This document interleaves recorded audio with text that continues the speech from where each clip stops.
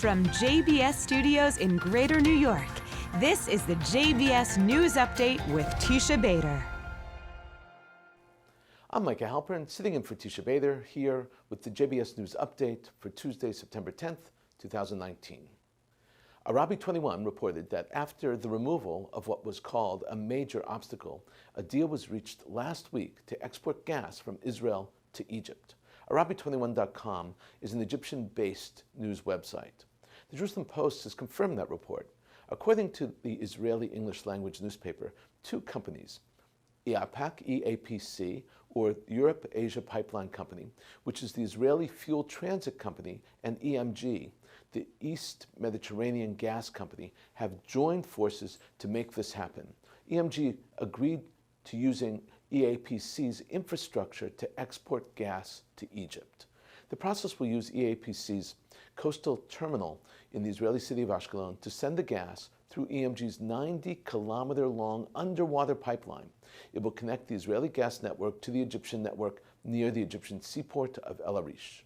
The connection was shut down in 2011 following the ouster of former Egyptian President Hosni Mubarak. This deal is a major component of the $15 billion decade-long deal signed in February 2018, through which Noble Energy and Delek Drilling will supply 64 billion cubic meters of natural gas to Egypt's Dolphinus Holdings from Israel's Tamar and Leviathan gas fields. Around 7 billion cubic meters of natural gas are expected to be sold by Israel to Egypt every year. According to reports, the Tamar field will be the first field used to supply the oil, and oil from the Leviathan will begin flowing into Egypt by the end of the year. Continuing with the story from yesterday, it's been a week full of rockets in Israel. On Sunday night, sirens blared in the region that abuts the Gaza Strip. Rockets were being fired at Israel from Gaza. One of the rockets fell short and landed in Gaza. Several others, we don't know exactly how many, landed inside Israel. The situation has reached such a pitch that Egypt dispatched an emergency team of military and diplomatic advisors to Gaza. The advisors were shuttled between Egypt and Gaza and Israel. The Egyptians want to become major players in the area, and keeping peace between Israel and Gaza would serve two purposes. It would position them as influencers and would keep their country safe. This is a dangerous situation and could easily spiral into a larger, more dangerous conflict. The situation needs to be controlled. It needs to be contained. The IDF, Israel's military, is beginning a complex 4-day-long exercise simulating multi-layered war focusing on the country's northern border. The drill will include Northern Command and Home Front Command forces. The drill was due to take place earlier in the month, but was postponed due to tensions on the Israeli border with Lebanon. Prime Minister Benjamin Netanyahu threatened Gaza's Hamas rulers on Saturday with a, quote, vigorous response, unquote, after militants used a drone to drop a bomb on the Israeli side of the Gaza-Israel perimeter fence. Netanyahu released a statement that read, and I quote here, Hamas is responsible for everything coming out of Gaza, and all attacks will be met with a vigorous response, end quote. Netanyahu is in the midst of a second round of re-election campaign, with less than 2 weeks to go before the do-over vote, which became necessary after he failed to secure a parliamentary majority in the first election, which was held in April. Every remark Netanyahu makes is closely scrutinized. Reuters is reporting that Saudi Arabia wants to enrich uranium in the future. The Saudis need the uranium to fuel the nuclear power program they have planned. Saudi Arabia is the world's top oil exporter. The Saudis are saying that they want to use the metal to diversify the energy mix. But uranium enrichment also opens up the possibility of military uses for the material, and that raises some red flags for Western countries.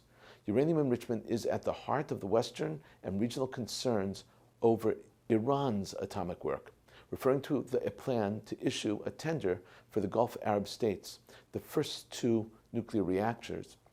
Prince Abdulaziz bin Salman of Saudi Arabia said, and I'm quoting, "We are proceeding with it cautiously.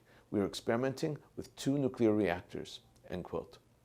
The prince told an energy conference held in the United Arab Emirates' capital city, Abu Dhabi, that ultimately the kingdom wanted to go ahead full cycle with the nuclear program, including the production and enrichment of uranium for fuel. The tender is expected for 2020, with U.S., Russian, South Korean, Chinese, and French firms involved in preliminary talks about the multi-billion-dollar project.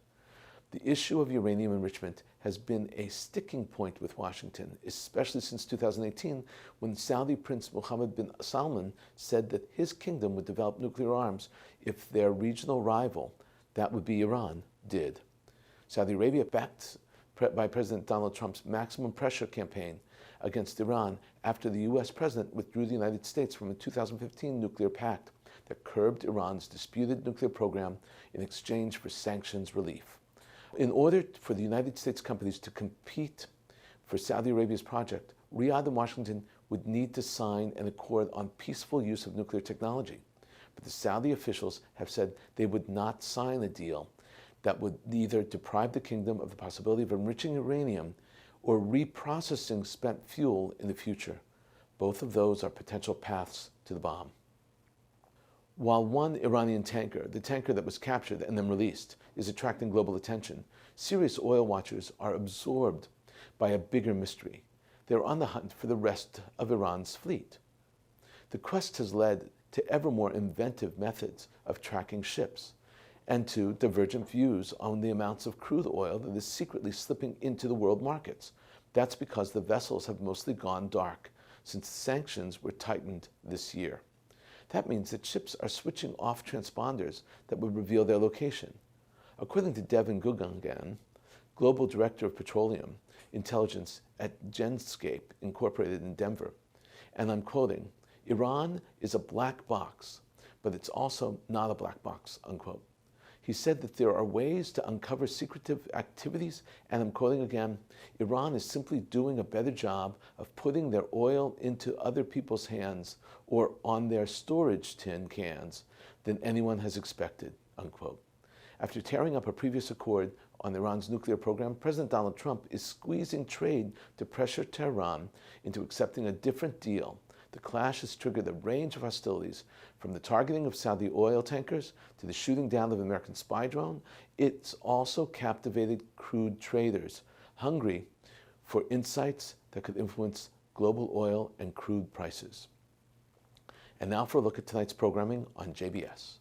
At 7, what it means for a liberal Jew to be an American Zionist in the 21st century is discussed by Rabbi Mark S. Golub, president of JBS, at the Pollack Lecture, Congregation Lador Vador, Oakland, Little Neck Jewish Center.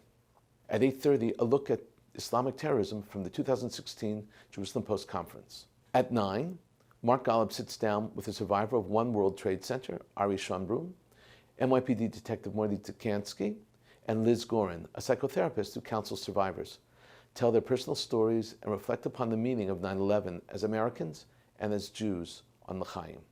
At 10, Rabbi Lord Jonathan Sachs and Imam Abdullah and Tepli discuss civility and difference and the power of religion and interfaith relations. And coming up right after this broadcast, it's ILTV's Election Arena.